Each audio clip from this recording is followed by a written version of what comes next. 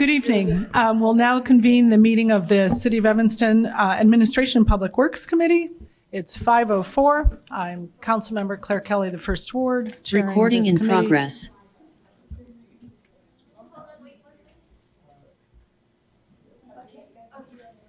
Okay. Good evening. We'll now convene the meeting of the City of Evanston's Administration and Public Works Committee at 5:05. I'm Councilmember Claire Kelly, the First Ward, chairing the committee. And Director Kano, if you'd please take roll. Councilmember Kelly, Present. Councilmember Harris, Present. Councilmember Newsma, Here. Councilmember Burns, Councilmember Reed. With 3 present, we have a quorum. Great, thank you. So we will go ahead and begin our meeting. We will start with approval of the minutes. Madam Chair, I move item M1, which is approval of the minutes of this committee's meeting from July 22nd. Second. The minutes have been moved and seconded. All in favor? Aye. None opposed? Okay, the minutes are approved. We'll now move to public comment. Okay, there is, no one has signed up for public comment. Is there anybody in the room or online who would like to speak? No? Okay. Great. Okay, then we'll move on to items. So far, I have the items to pull off the agenda, A3, 4, 5, 6, 7, A12, and A15. Are there any other items? A3, Certainly. A3, A4, A5, A6, A7, A12, and A15.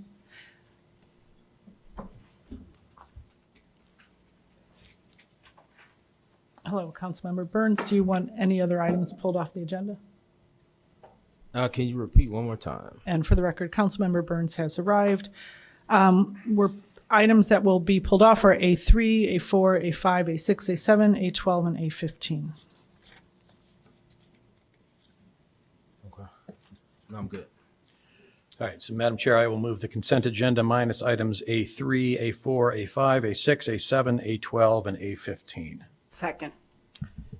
Great. So the agenda has been moved and seconded. All in favor? Aye. None opposed? Okay, so that's approved. Okay, so we'll move, if somebody could please move item let's see.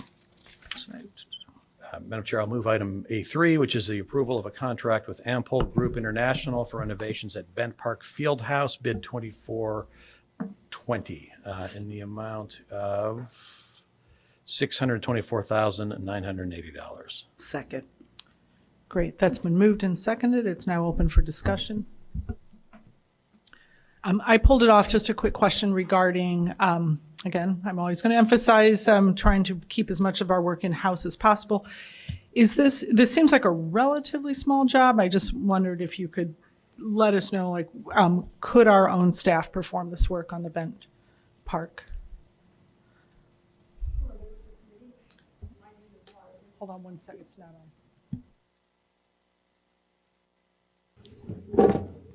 Right there, right there. Sounds on now. Members of the committee, my name is Laura Biggs. I'm the city engineer. So the work on this project is, well, if it were small amounts of work, it could be individually pulled, perhaps done by the tradespeople that work in facilities management. But it is a pretty significant rehab of this structure. The fire damaged quite a lot of the structural supports for the roof. And in addition, there's significant masonry work. So I think including even doing some shoring. Although it's a small building, so the electrical is not that substantial, they will be redoing a lot of the electrical, refurnishing the bathrooms. So just with our current staffing level, it would be really challenging for FFM to take on a project of this magnitude. Thank you. Okay, and I guess somebody else have a question? I just want to note that we are doing this building as an all-electric building in compliance with our CARP objectives. So thank you for not even considering doing otherwise. You're welcome. And could you explain to us a little bit about how that will, no, we aren't using solar, how are we, I'm wondering, like, I know it's not a very large space. We won't be using any like HVACs, mini splits, or how is that? It seems like it's expensive for this space, the electrical. The electrical system currently, prior to the fire, is using natural gas. And in addition, there's hot water heat, and those will be replaced with an all-electric furnace, all-electric water heater. And are we doing is the most economical approach possible on this, since it's not all year round, right? We don't heat it. I would have to defer. I'm not 100% sure if the restrooms stay open year round. So I would have to ask Parks and Rec. As long as restrooms are open, we would have to heat it to keep the water pipes from freezing. Okay, thank you very much. So, any more discussion? All right. Yeah. Oh, I'm sorry. Councilmember Burns. Just along the same lines of Councilmember Kelly's question. So, is there a time where the city has done renovation work? I know we do routine maintenance work pretty often, but I just want to, is there a time where it would be where we've renovated a facility? To my understanding, not in a project of this size, but there are times when FFM, depending on their regular workload, will take on a project such as a restroom renovation in order to be able to make sure that we're doing things as cost effectively as possible. But they really do look closely at their workload, and then we discuss that before we embark on any projects. So smaller scale renovations. Yes. So, for example, in this building, a couple of years ago, they renovated the 4th floor women's restroom, and that is the type of thing that when it's sort of a one-off renovation in a small area, or if they need sort of very minimal masonry, tuck pointing repair, concrete repair projects, then they will. But once it grows into kind of, even though it's a small building, it's looking at like a whole building refresh, that starts to get outside the scope of their work. But when we're planning the capital program, we do discuss whether or not it's something they want to take on and then proceed accordingly. Okay. And maybe just some brief notes to that point, just because I want to make sure that it seems like there's been some consistent concern about, or not even concern, but just some questions around what we could do internally versus what we can't. And so maybe just a note for staff is in the memo, maybe a sentence or two or more just explaining when we have contracts like this and other contracts, hey, we discussed it, we discussed whether or not this would be appropriate to do internally. Here's why we decided to go with the contract, just so we have that information in advance, both for the committee, but also for the community. That Okay. might save us some time. Thank you. That's all. Great, thank you. I would concur with Councilmember Burns. It'd be great to have an understanding of why we are outsourcing going forward. And also, is there a breakdown here for the estimate of costs? There isn't a breakdown, right? Okay, and is that something that we could get in general on these kind of, to have an idea like where most of the outlay is going? So typically what happens is when we do transportation work, that industry is really set up to do unit price proposals. So we'll say square yards of sidewalk, and they will actually just price it as part of the bid. But when we are doing parks or facilities work, those industries are not well set up for processing those kinds of bids. So typically it's a lump sum project. Occasionally we'll have a couple of alternates for something that we feel like is maybe optional, or there are different ways to tackle a specific design feature. So we'll bid an alternate to see which is the least expensive, or if it's worth for us paying it, if the project's in budget or not. But if we were to try to unit price these projects, contractors would probably struggle to bid them, and then we would not capture all the work we need, most likely.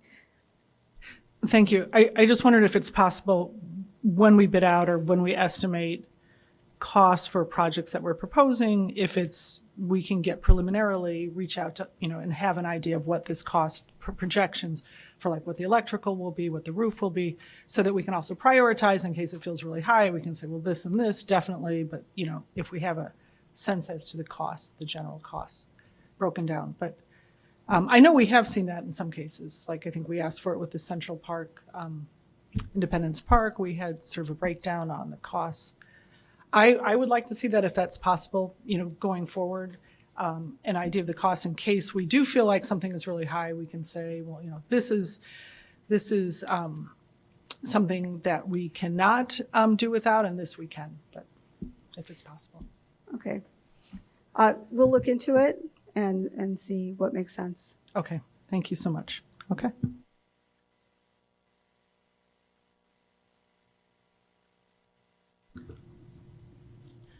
Councilmember Kelly, Aye. Councilmember Harris, Aye. Councilmember Newsma, Aye. Councilmember Burns, Aye. Councilmember Reed. Aye. Great. That passes with a unanimous vote. We now move, would someone like to move item A4? Madam Chair, I move item A4, approval of a contract with TERRA Engineering Limited for 2025 annual projects, survey, design, and construction engineering services in the not-to-exceed amount of $297,600. Second. Great. Okay, I pulled this off again, just to understand, is this an outsourcing job because we have not been able to fill certain positions, engineering positions? Yes, we currently have in our transportation design group, there are senior project managers that are managing at a higher level, and then there are 4 positions that work to create the contract documents for street resurfacing, sidewalks, alleys, and of those 4 civil engineering positions, 3 of them are currently vacant. So we were sort of halfway staffed for a while with 2 vacant positions, but then we had a person who recently retired, and that impacts our ability to design for next year's program of street resurfacing, alleys, and sidewalks. Thank you. So which positions are we short on, have not been filled, that we are outsourcing for in this case? Like what positions would we need to have filled? Are they, and I take it engineers level 2, 3? We have 2 civil engineer 2 positions and 1 civil engineer 3 position. A civil engineer 2 is typically 3 to 5 years of experience. A civil engineer 3 is 5 to 10 years of experience. So this is for 2, this would, if we had a civil engineer 3 and an additional civil engineer 2, is that right? 2 civil engineer 2s. 2 civil, and these have been posted for a while, or? The civil engineer 3 has been posted for a couple months. The civil engineer 2s have been posted longer. We did have a person who came in the middle of, we've been struggling for basically since the pandemic began. So about 4 years ago, we had a person that did come in and work in a civil engineer 2 for about a year, and then he is no longer with the city.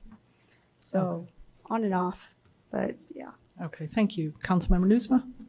Thank you, Madam Chair. As we've discussed before, there's a nationwide shortage of engineers, so the city of Evanston is not the only organization looking to hire engineers. And I know that to address this, shortcoming in the market, we're looking at readjusting the pay scale for these positions. Is that something that you can speak to, or is that a city manager? I will let city Edgar manager issue. talk about that. Good evening, Edgar Kano, Public Works Agency Director. Yes, we're currently speaking with the City Manager's Office, HR, and the union to see what we can do to adjust the pay. So right now we're not looking into specific whether it's going to be salary increases or reclassification. We're just sitting down having conversations on how we can move forward. Great. So And I do want to point out, yes, there are difficulties right now hiring engineers. We actually met with HR earlier today to just brainstorm, go over a couple options as far as recruiting goes, where we can actually recruit from, and what do we need to do for our job descriptions in order to get better at bringing in talent. But I also do want to say that with our programs, our MFT resurfacing, our water main, things that we're trying to expand, there will be chances that we're still going to be outsourcing some work just because we can't do everything in-house. Understood. So I appreciate that we are reconsidering the pay grade for these positions, and I appreciate that you're also looking at recruiting. You know, if there's anything we can do with our recruitment process, you know, anything from where we are recruiting from to once we do have somebody in our pipeline, how do we get from, you know, an applicant to a hire, whatever we can do to make that more smooth, I think would be helpful beyond just engineering. Thank you. Thank you. Yes, I agree. I mean, I realize that there's a nationwide shortage of engineers, and that is the marketplace that we're competing in, why it's so important that we have people who can strategize about how to effectively recruit. So I don't know what our status is right now with HR. We still have an interim, correct? Or do we no longer, have we? No, we do. Okay. Mary Danko is the I mean, that is our HR market. And we really, director. okay.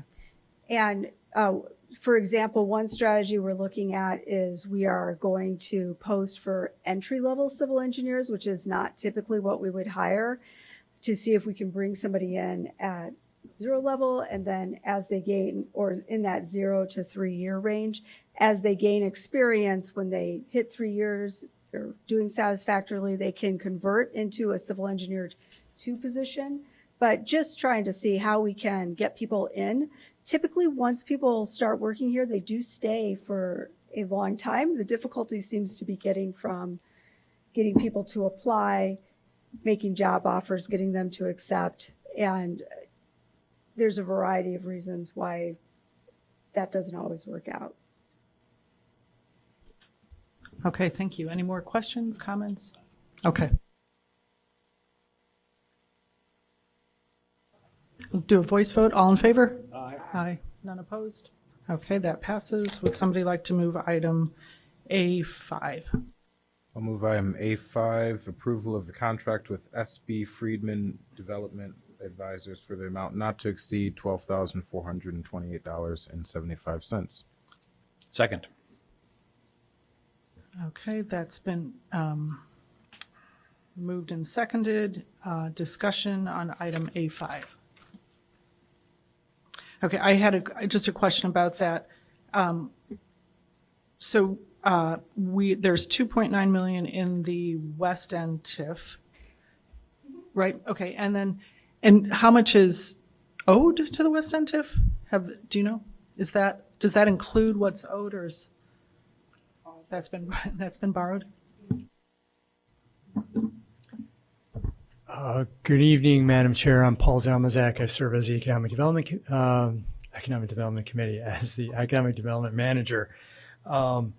If I think you're referencing a project we did a couple of years ago, for talking about it was a restaurant expansion. If that's what you're referencing, I believe it was 800,000. If I could come back to you at council with that number, or even between, just so you know. Sure, that's fine. It's just to have an idea. Is there I know we have a 5/5 TIF committee, right? Is there also a West End TIF committee? There's not. There's not. Okay. No, there are two established TIF committees, one for Chicago, Maine, one for the 5/5 TIF. Okay, great. Thank you. That's all. Okay. Okay, voice vote on that. All in favor? Aye. Aye. Okay, none opposed. That passes. Next item, would someone like to move item A6? I'll move item A6, approval of a contract with Teska Associates for engineering and landscape architectural design services for South Fountain Square Plaza. Councilmember Reed? Oh, actually, I'll reserve. I'll wait. Okay. Again, I understand this is an item, if I'm not mistaken, we have an unfilled landscape architect position. Is that correct, that this is posted because of an unfilled position? I mean, we're outsourcing this because we have been unable to fill a landscape architect? This is not typically the work that would have necessarily been done by the landscape architect, just because it's a faster moving economic development project that has been developed. And we do have a set amount of work we want for the landscape architect, but this would probably have been outside of their scope. Okay, thank you. And that position is posted? It I is. assume, and are we, hopefully, will that close soon? Do we have applicants? So it's posted until filled. We have done, at 2 different times, we've done interviews, and we have 1 currently scheduled. Okay, thank you. Councilmember Reed? Yes, thank you. I just I raised this the first time that we discussed this. I understand the difficulty of the issue that we're trying to solve here, which is that, and someone correct me if I'm wrong, but that folks downtown are walking their pets, their dogs, and the dogs are utilizing the facility to go to the washroom, and that's the difficulty to keep clean. Is that correct? We can't keep the grass alive. Yeah, correct. And so what this makes me feel is that the issue is we don't have enough green space downtown and in the area for folks to take their pets. And it also seems, instead of paving over more grass downtown, that there could be another solution. Maybe there's grass that is a bit more resistant to this stuff and that's a bit tougher, or some kind of other natural landscape that we could do there that would be a bit more resistant, at worst. Maybe we put down We can't even keep a artificial. Christmas tree alive. Holiday tree, pine tree. So I'll let our parks or greenways folks address the varieties of grass that might be available, and Paul can give us Thank you. some Okay. overview of this. Sure. For those just tuning in, I'm Paul Zalmazak, Economic Development Manager. So I am going to ask Mr. Callahan to step in from Parks as former forestry position. For I think something like 100 years, the space served, it was just as a crossroads in downtown, right? It was completely covered with concrete with the exception of some trees that were kind of planted on an island. If you look at some of the old photographs, we had multiple years of experience with both the grass and the tree. And we even attempted last year to replace the burned out grass with sod. Within 2 weeks, it was destroyed. Right. So, and then of course the evergreen tree died every year. I don't know what specific questions you have. This is why we went this route, and also realizing that this move toward the Evanston Thrives outdoor placemaking activities, that this provides yet another space just to kind of expand more dining space, and then replacing the evergreen tree with some of the trees that are more resistant and hardy. So the plan itself may not, if you look at the plan that's in the packet, it might not necessarily reflect that the fact that there are a lot of trees being planted as well. The grass is being removed, but that there'll be a tree canopy over it. So green space doesn't necessarily just mean grass. We're adding some trees. Good evening. Michael Callahan, Deputy Director, Parks and Rec. To the tree, so to speak, Public Works threw everything that we could think of at this. So from soil amendments to growth hormones to anti-desiccants to prevent it from drying out, to wrapping it with burlap to prevent salt spray damage and to minimize wind impact, to trying, everything that we could. Multi-different barriers to prevent salt spray. We tried everything, and just nothing was able to prevent the issue with the tree. It's a very tough site. There's no curb there, so regardless of what we did, we kept getting some salt damage. There was no way for us to remediate it enough to prevent that type of damage. As far as the turf grass goes, we did try multiple different species of grass seed to see what might work the best. None of those have been able to withstand the usage of pets and people. Just wasn't able to withstand that. We did also try soil amendments for the turf grass area as well, fertilization as well. Nothing actually worked for us. So what makes us think that if we're planting more trees here, that those trees are going to survive? So those trees are a little bit more protected.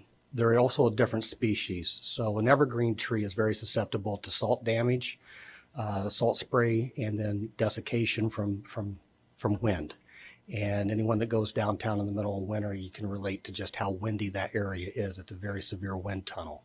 And that actually makes trying to grow any type of evergreen down there very, very difficult. So a more deciduous tree where it loses its leaves, it's not as susceptible to that type of damage. And they're also farther away in tree wells. They're more protected. And we do have trees down there in the north part of Fountain Square. We deciduous do, trees. and also on the south part, we did have to replace all of those trees. I believe there was 15 a few years ago because the original plantings just did not survive either. We had to replace, I believe, all 15 on the south side with a different species completely that was a little bit more durable, a little bit more hardy, that could actually tolerate some of these situations better. Thank you. Councilmember Burns? Yeah, Mike, quick, do you remember what species, just curious, of turf grass? So Kentucky bluegrass, tall fescue, some finer fescue.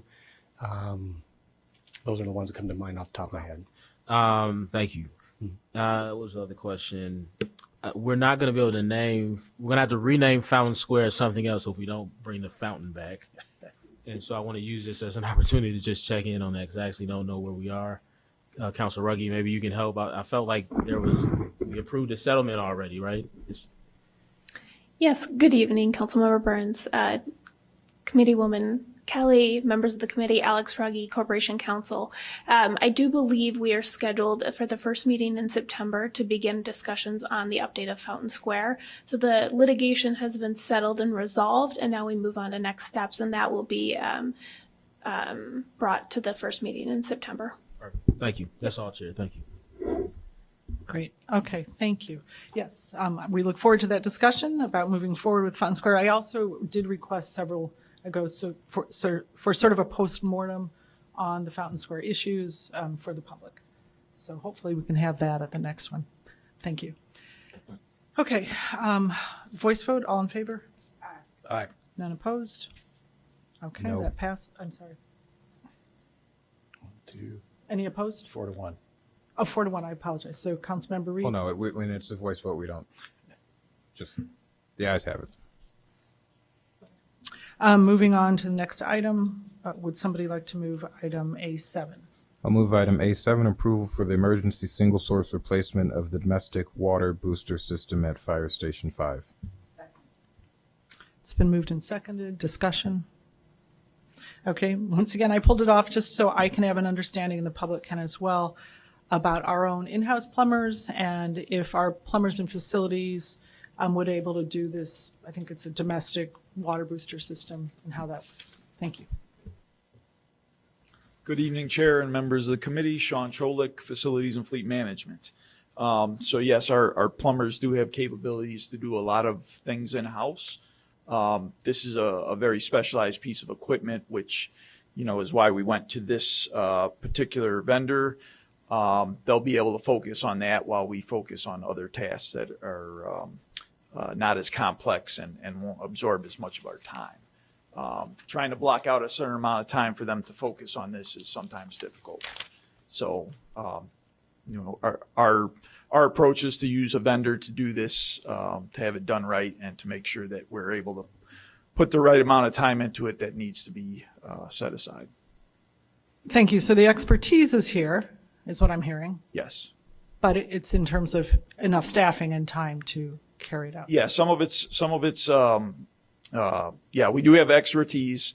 The thing with these pumps also is that, people that work on pumps typically work on pumps and they're very specialized in that area. Can our guys hook up a booster pump like this? Yes, they can. If there was something slightly off or something they had to adjust, it may take them a little longer because it's not what they do all the time. Okay, thank you very much. Any other discussion? Okay, thank you very much. Sure. Okay, all in favor of voice vote on this? Aye. Aye. None opposed? Okay, that passes. Would somebody like to move Yeah, item? Madam Chair, I will move item A12 to advance to council with a neutral recommendation. This is a discussion on free beach passes for non-resident Northwestern District 65 and ETHS students. This will allow us to have a single discussion as a full council rather than repeating ourselves. Okay. Councilmember Reed? So wait, I'm sorry. Yeah, I don't know if that's an appropriate motion, but I mean, we can move this So for that was a discussion. motion to, Are you saying that we just shouldn't have a discussion here? I believe that's what Councilmember Newsome is We've done in the recommending. past, we have voted to move this item to council with a neutral recommendation. So no discussion here. The discussion would happen with the full council. And we can just, skip this item. So we would skip it and discuss it at council if that's, okay, It's on the council agenda, is it not? correct. Yes, so So would someone No. like to second that? there would be no need for a motion. Oh. So we're going to move this with a neutral recommendation, and we don't have to vote on well, that? If Okay. we're moving, then we just don't do it. Okay. All right.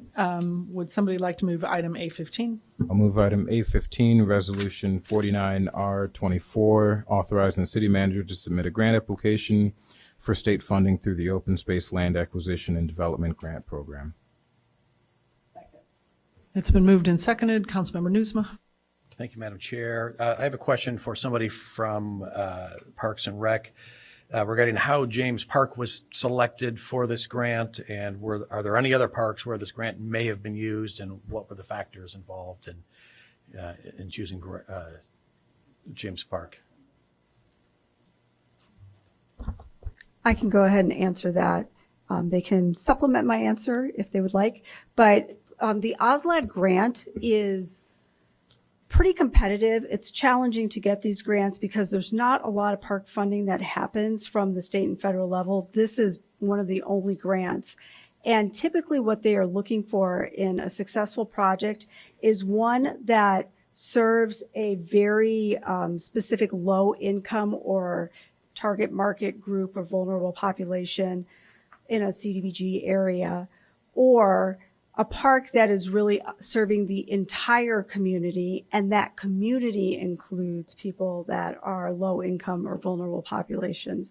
So when we look at OSLAD grants, we are typically looking at parks that are community parks, James Park or Lovelace, or parks that are in a CDBG area like Harbor Park was a few years ago, because those parks typically score much better. And they're not usually looking for things that are just maintenance type projects. They want to see something that is really transformative to the park. Thank you. I have a question too. So, and how did we decide on the amount? Because it's is it up to 660? The matching? Yes, so they have a max, and then our park projects, as you're aware, if they're transformative projects, tend to be pretty expensive. And so we usually go for the match, their max that they'll supply, and then we calculate in our match, and then that sets an overall budget for the project. At James Park, we could do $5 million worth of work if we wanted to, but instead we tried to pick the elements of the project that we felt would be a really good match, and were also really integral, needed to be done in the next few years. Thank you. So I know that the bathrooms need work and upgrade and some of the playground equipment, but again, the itemize, because we'll be committing in that, the matching amount in tax dollars. Is this something, can we get an itemized, we're applying for this grant where we're going to allocate a matching amount of tax dollar, what those items are? I just don't want to see us just committing money and then not really creating work. And I guess my second question is, I'd love to see this discussed in a focused discussion at Parks and Rec. Has this gone to Parks and Rec? I don't believe it went to Parks and Rec Board. I certainly, Audrey could answer that question, but the timing of this was such that once we learned of the grant, we were rushing to put the application together. So I don't think we had time to do all of the things that we would want to do. In terms of wanting to see how the money is getting spent, we did prepare a very cursory cost estimate, which we could probably share. Okay, that would be great to share. And could this be referred to Parks and Rec? Or are you saying the deadline is coming up? No, the deadline is upon us. Okay. Okay, thank you. Okay, voice vote, all in favor? Aye. Aye, none opposed? Oh. That was our last item, and I just, as chair, I just want to emphasize again, my particular interest in really working to bring as much work in-house. Not only is it costly when we outsource, I think it looks like we got, over $1 million here in outsourcing. When we bring it in-house, we save money, and the quality that we deliver to our residents is better. It's an improved service when our city is delivering the service directly. So I just ask that we do everything we can, that we, I'm concerned about the number of vacancies, so. Okay, well, with that, we'll conclude the meeting of APW at 5:40, and council will begin at 5:45. Does that? Okay.